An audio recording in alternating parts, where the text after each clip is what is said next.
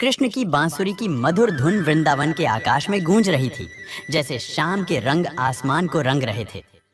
गोपियों और गोपालों का समूह इकट्ठा था, मृदंग की ताल पर झूम रहा था। संगीत थमा तो कृष्ण ने मुस्कुराकर उन्हें संबोधित किया। मेरे मित्रों, जीवन का मार्ग हमेशा चिकना और हरा मैदान नहीं होता। रास्ते में कांटे होंगे, पहाड़ होंगे, नदियां उफनेंगी, लेकिन याद रखना, इन्हीं चुनौतियों से होकर हम अपने सपनों तक पहुंचते हैं। राधा जिज्ञासा से झिलमिलाती आंखों से पूछा, लेकिन कृष्ण, इस कठिन रास्ते पर चलते हुए निराशा और हार से कैसे बचा जाए?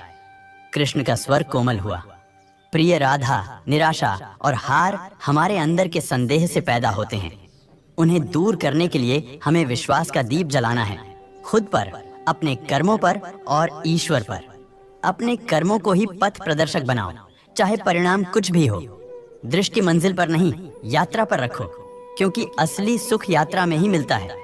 एक गोपाल चिंतित भौहों से बोला। पर कृष्ण, कभी कभी तो अंधेरा इतना घना हो जाता है कि आशा की किरण भी बुझने लगती है। तब क्या शांति मिलेगी? कृष्ण की मुस्कान अडिग रही। सबसे गहरी रात में भी एक अंगारा संभावना की ज्वाला जला सकता है। उस अंगारे को ढूंढो मित्र, उसका पालन करो और उसे अपना रास्ता दिखाने दो। याद रखना, एक छोटी सी आशा की किरण भी घने से घने जंगल को रोशन कर सकती है। एक अन्य गोपी डरती हुई आवाज में सभी के मन की बात कहती है।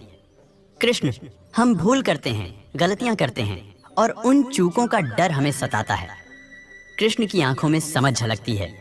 डरो मत, गलतियां बुराई की निशानी नहीं है, बल्कि ज्ञान के लिए सीढ़ियां हैं। हर गलती को सीखने, सुधारने और मजबूत बनने के अवसर के रूप में स्वीकारो। जीवन की यात्रा जीत और हार के धागों से बुनी हुई है। सीखने और बढ़ने की निरंतर कोशिश ही इसे खूबसूरत बनाती है।